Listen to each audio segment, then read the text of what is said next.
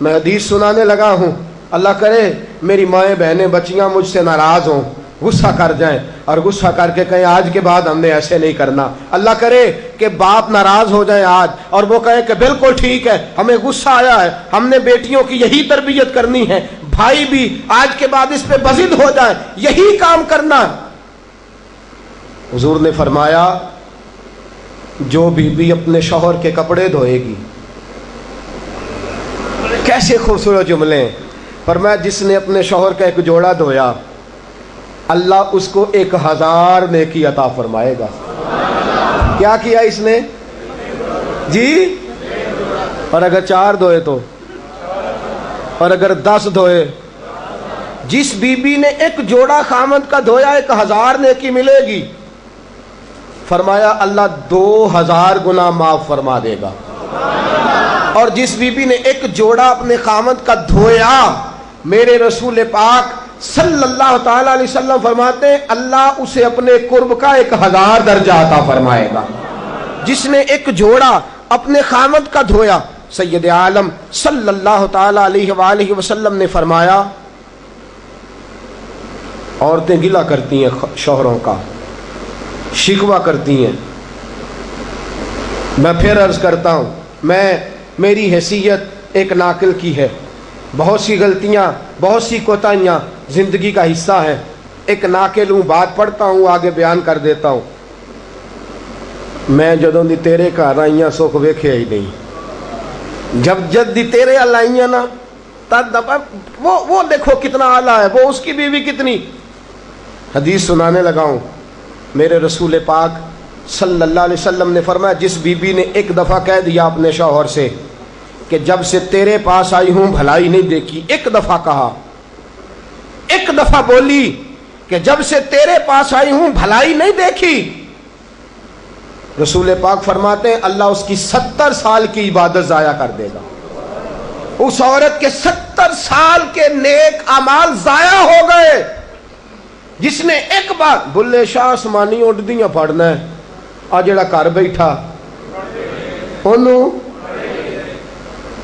بیٹے کی جنت ماں کے قدموں میں، اور عورت کی جنت اس کے شوہر کے۔ آپ بڑے راضی ہو رہے ہیں، کچھ دنوں کے بعد مضمون آ رہا ہے میاں بیوی کے حقوق کا، آپ نے بھی پھنسنا ہے وہاں، لیکن آج جو عنوان ہے میں اسی پر بات کر رہا ہوں۔ نبی پاک صلی اللہ تعالی علیہ وآلہ وسلم نے فرمایا جو عورت ایک بار کہہ دے کہ بھلائی نہیں دیکھی، فرمایا اللہ تبارک و تعالیٰ اس کے 70 سال کے نیک اعمال ضائع کر دے گا۔ اور سید عالم صلی اللہ علیہ وسلم نے فرمایا جس نے اپنے شوہر کے آگے زبان کھولی اور اس کو برابر کے جواب دیے اور اس کی عزت کو تار تار کیا، فرمایا قیامت کے دن اللہ اس کی زبان کو 70 گز لمبا کر دے گا، اس کے گلے کے ساتھ لپیٹ دے گا۔ فرمایا وہ تڑپے گی، روئے گی، یا اللہ یہ کیا ہوا؟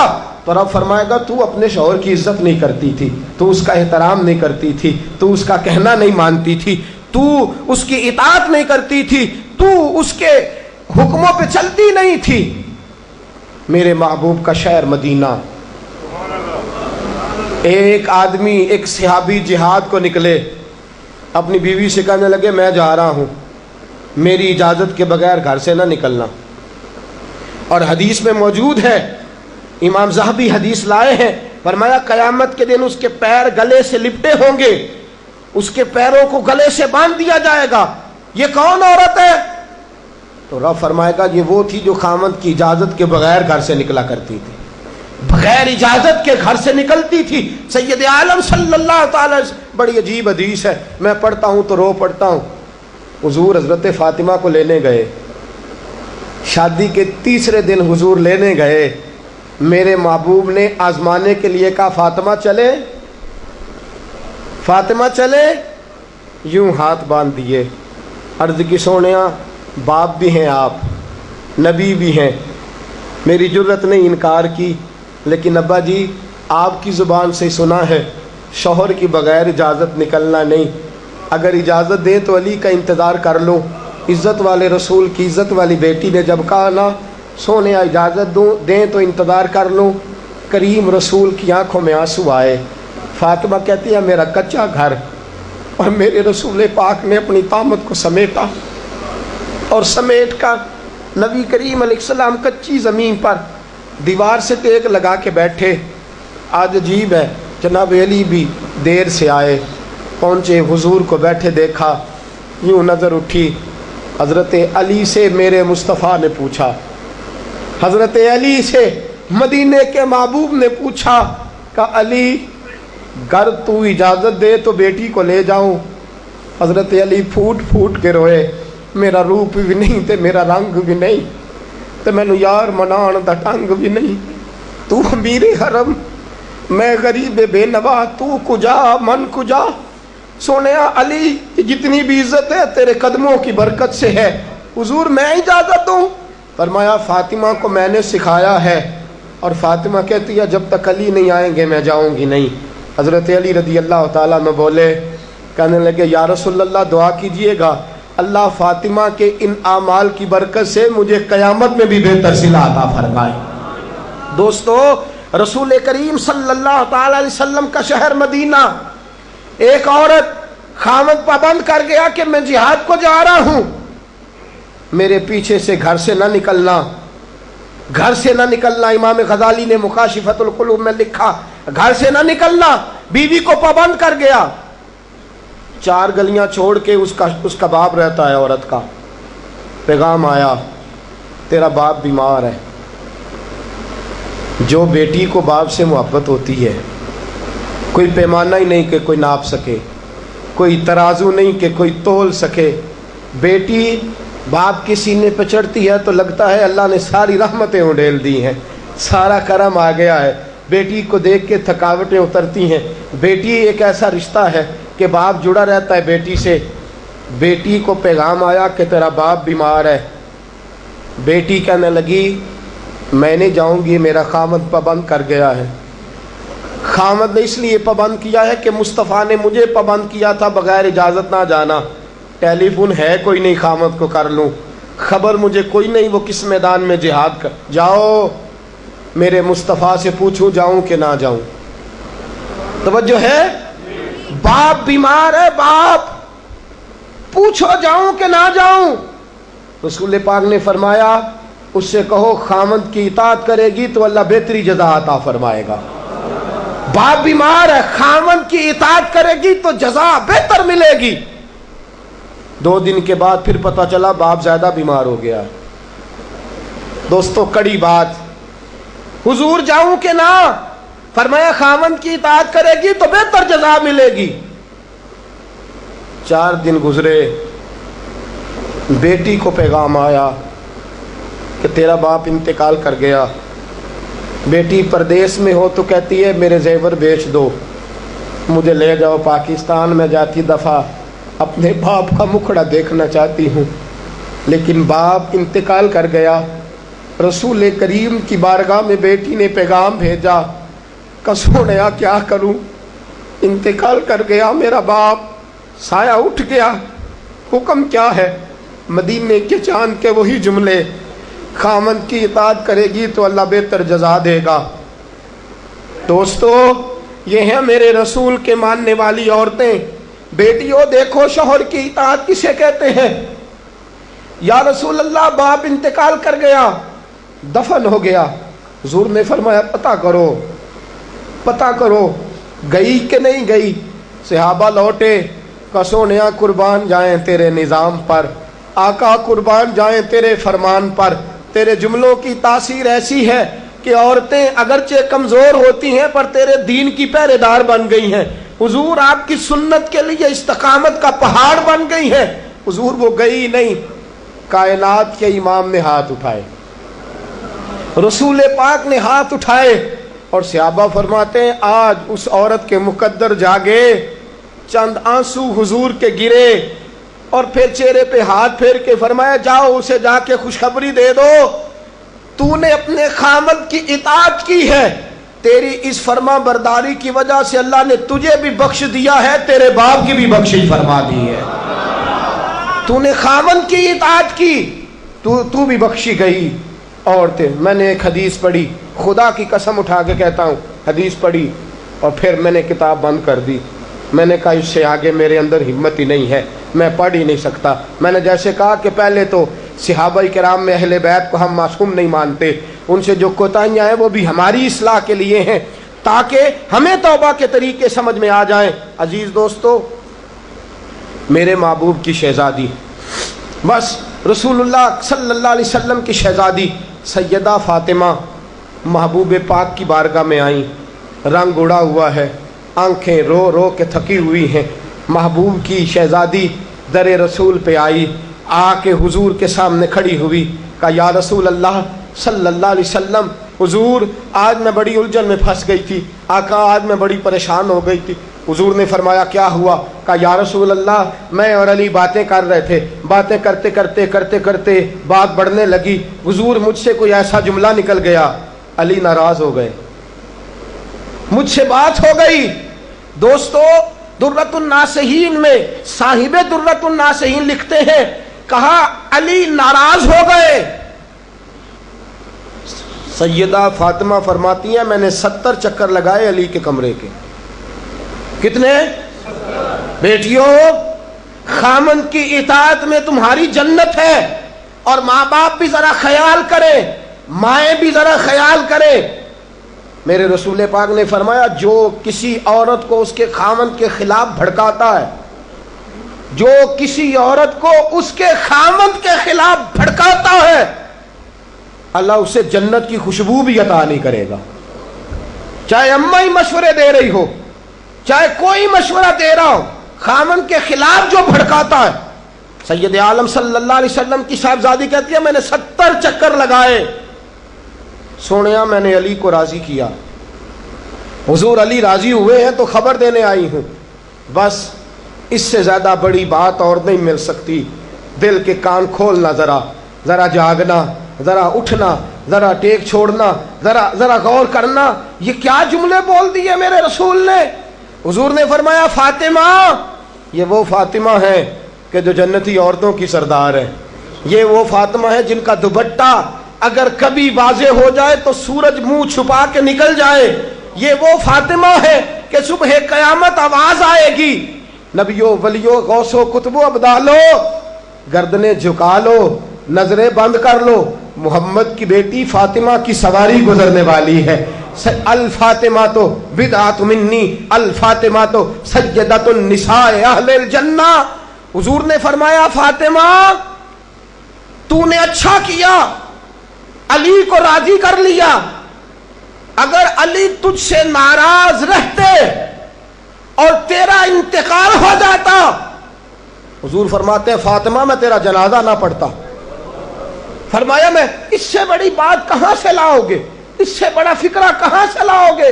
فرمایا فاطمہ میں تیرا جنازہ نہ پڑھتا اس لیے کہ تو مولا کائنات کی بیوی ہے، اگر تجھ سے علی ناراض رہتے۔ اور پھر میرے حبیب نے فرمایا جس کا خامند اس سے راضی ہوتا ہے اس کا اللہ بھی اس سے راضی ہوتا ہے۔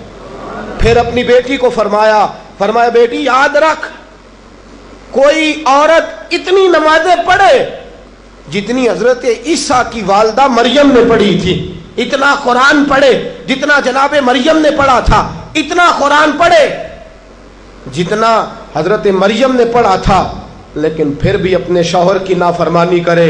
فرمایا اللہ اس کی عبادتیں قبول نہیں کرے گا، اللہ اس کی ریاضتیں قبول نہیں کرے گا، تلاوتیں قبول نہیں کرے گا۔ قبول تب کرے گا جب شوہر کی فرما برداری کرے گی، قبول تب کرے گا جب شوہر کو راضی کرے گی۔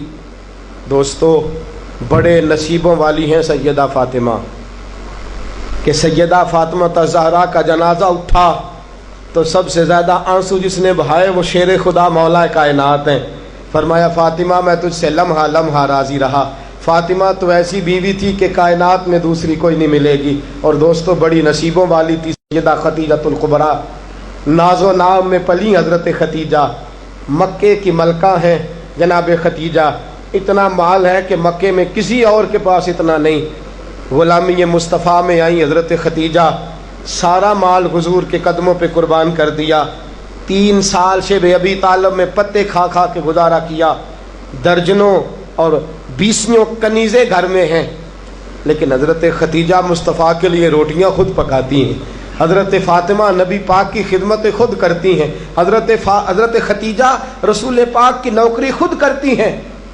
بیویوں سنو، جب کوئی عورت اپنے شوہر کی خدمت کرتی ہے تو جزا کیا ملتی ہے؟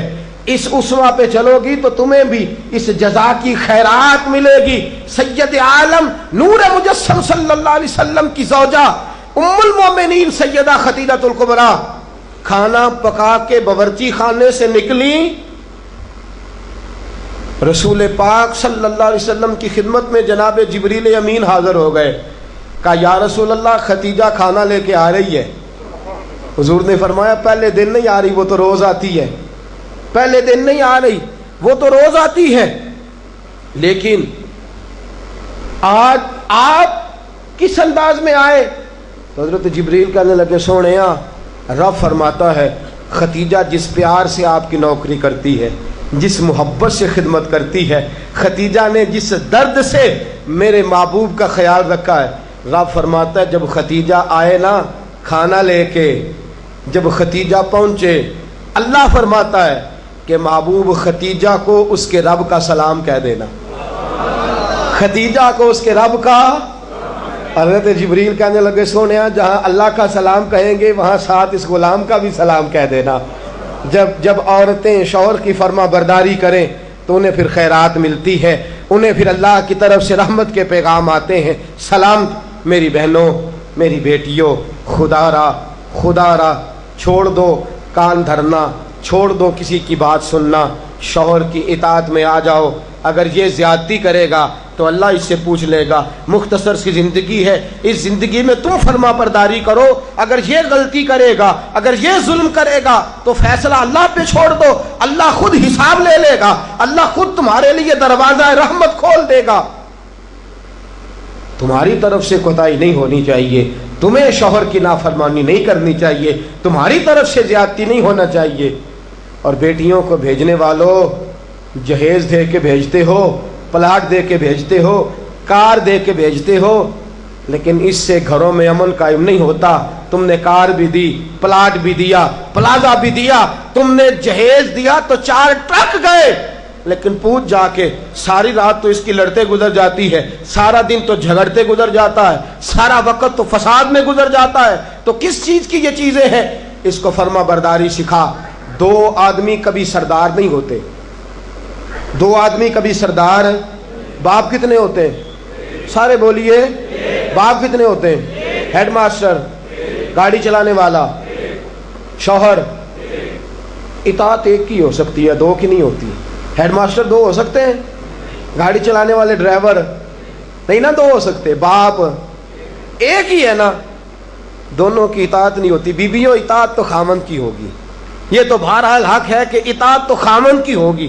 تم اطاعت کرانا چاہو گی تو فساد ہوگا، اس لیے کہ اگر کوئی دوسرا آ کے سٹیئرنگ چھینے گا تو ایکسیڈنٹ کرائے گا، اس لیے کہ ڈرائیور ایک ہے۔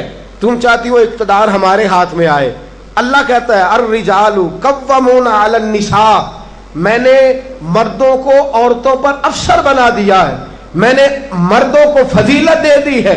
جب اللہ نے بنا دیا ہے تو تم مان لو، جب اللہ نے بنایا ہے تو تم اقتدار حاصل کرنے کی کوشش کرتی ہو، اقتدار تمہارا ہے ہی نہیں، اقتدار بہرحال شوہر کا ہے، تمہارا اقتدار پورے آنگن پہ آ جائے گا۔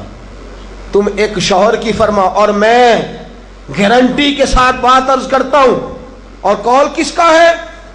حضرت علامہ جلال الدین سیوطی کا۔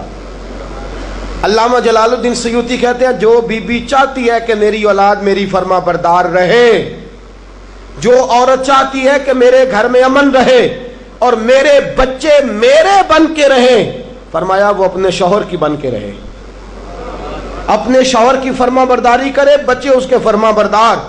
اور یاد رکھنا یہ تجربے کی بات ہے، جو بی خامند کی فرما بردار ہوتی ہے اس کی اولاد اس کی فرما بردار ہوتی ہے۔ ایک پہ حکومت نہ کرو، پورے گھر پہ حکومت مل جائے گی۔ ایک پہ نہ کرو، ایک کو حکم تسلیم کر لو، ایک کو بڑا مان لو، ایک کے سامنے جھک جاؤ، باقی سب پہ تمہیں حکومت ملے گی۔ 2 ہی باتیں ہیں، اسلام کی بیٹیوں کا 2 باتوں میں وقار ہے۔ ایک تو اس بات پہ کہ پردہ اوڑھ کے رکھیں، اپنے آپ کو چھپا کے رکھیں، اور دوسرا اس بات میں وقار ہے کہ وہ اپنے خاوند کی فرما برداری کریں. تیسری بات اور آخری بات، دین کے لیے اپنا کردار ادا کریں. دین کے لیے ہمیں بھی چاہیے کہ جہاں ہم بیٹی کو بڑا کچھ سکھاتے ہیں پڑھاتے ہیں، اسے رسول اللہ کا دین بھی پڑھائیں، اسے سنت شریعت بھی. خواجہ خواجگان قطب الاولیاء خواجہ قطب الدین بختیار کاکی پہلے دن مسجد گئے، استاد صاحب نے بسم اللہ شروع کرائی تو خواجہ صاحب نے 15 سپارے سنا دیے. 15 سپارے قرآن کے. کچھ لوگوں نے لکھا ہے جنہوں نے تنقید کے انداز میں لکھا، وہ کہتے ہیں جی دیکھ کے پڑھنا نہیں آتا تھا، زبانی سنائے. اچھا چلو مان لیا زبانی سنائے. کیسے؟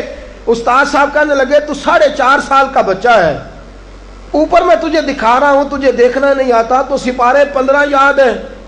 فرمانے لگے میری اماں 15 سپاروں کی حافظ ہے، تو سارا دن گھر میں قرآن پڑھتی رہتی ہے، سن سن کے یاد ہو گئے.